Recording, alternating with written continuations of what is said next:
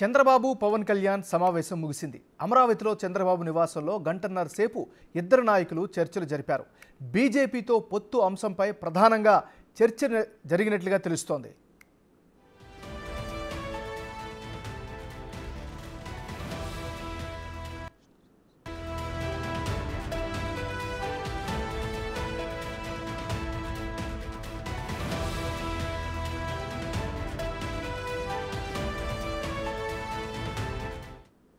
బులెటిన్లో మనం breaking news చూస్తున్నాం. చంద్రబాబు నాయుడు పవన్ కళ్యాణ్ సమావేశం ముగిసింది. అమరావతిలో చంద్రబాబు నివాసంలో సుమారు గంటన్నర సేపు ఇద్దరు నాయకులు చర్చలు జరిపారు.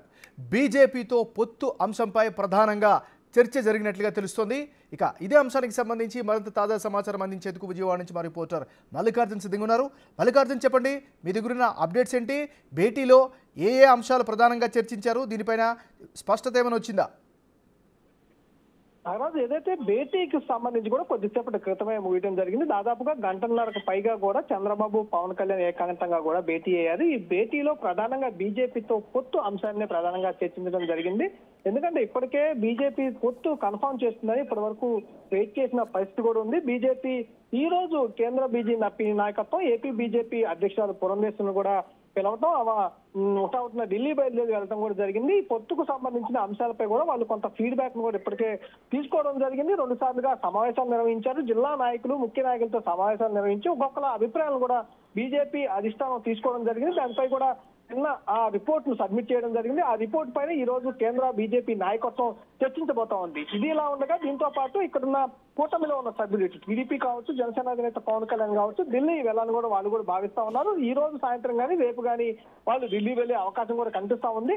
వాళ్ళు కనుక ఢిల్లీ వెళ్తే కంపల్సరీగా ఎలాంటి అంశాలు చర్చించాలి, ఏ అంశాలను చర్చించాలనే అంశాలపై కూడా వాళ్ళు సుదీర్ఘంగా గంటన్నర పాటు కూడా చర్చించినట్టు కూడా తెలుస్తా ఉంది. ప్రధానంగా పొత్తులకు సంబంధించి సీట్ల సర్దుబాటుకు సంబంధించి ఇప్పటికే టీడీపీ 94 సీట్లను ప్రకటించడం జరిగింది. అలాగే జనసేనకు 24 సీట్లు ఇస్తామంటూ కూడా టీడీపీ ప్రకటించడం జరిగింది. అందులో 5 సీట్లు కూడా ఇప్పటికే అభ్యర్థులు ఖరారు చేసి జనసేన కసరత్తు 19 సీట్లకు సంబంధించి కసరత్తు కూడా పూర్తి చేస్తా ఉంది. మిగిలిన సీట్లకు సంబంధించి ఎలాంటి సీట్లు ఇవ్వాలి, ఏ నియోజకవర్గాలు కేటాయించాలి, ఎన్ని నియోజకవర్గాలు కేటాయించాలి, అలాగే పార్లమెంట్ కు సంబంధించి ఇప్పటి వరకు ఎలాంటి అభ్యర్థులను ప్రకటించలేదు కాబట్టి కంపల్సరిగా జనసేనకి ఇప్పటికే 3 ఖరారు చేశారు. ఇంకా మిగిలిన 22 పార్లమెంట్లు ఉన్నాయి కాబట్టి బీజేపీకి ఎన్ని ఇవ్వాలనే అంశంపై కూడా సుదీర్ఘంగా చర్చ జరిగినట్టు కూడా తెలుస్తుంది. ఎందుకంటే బీజేపీ ఎక్కువగా కూడా నియోజకవర్గాల కంటే పార్లమెంట్ స్థానాలను ఎక్కువగా ఆశిస్తా ఉంది. నియోజకవర్గాలు తగ్గినా పర్లేదు కానీ పార్లమెంట్ స్థానాలు ఎక్కువగా ఇవ్వాలని డిమాండ్ చేస్తా ఉంది. ఈ సందర్భంలోనే ఈ 2 మధ్య కూడా సీట్లకు సంబంధించిన అంశంపై కూడా ప్రధానంగా చర్చ జరిగింది. అలాగే దీంతో పాటుగా ఉమ్మడి మేనిఫెస్టోకు సంబంధించి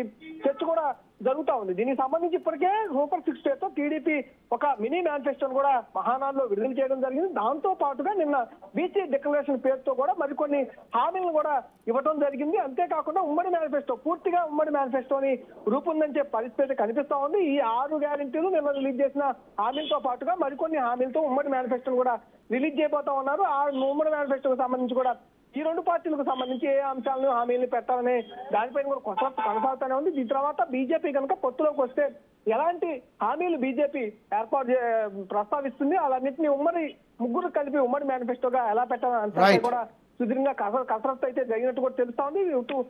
ఢిల్లీ వెళ్ళిన తర్వాత పూర్తిగా అయితే సమాచారం అందే అవకాశం అయితే కనిపిస్తా ఉంది. Nagaraj, right, thank you Mallikarjun.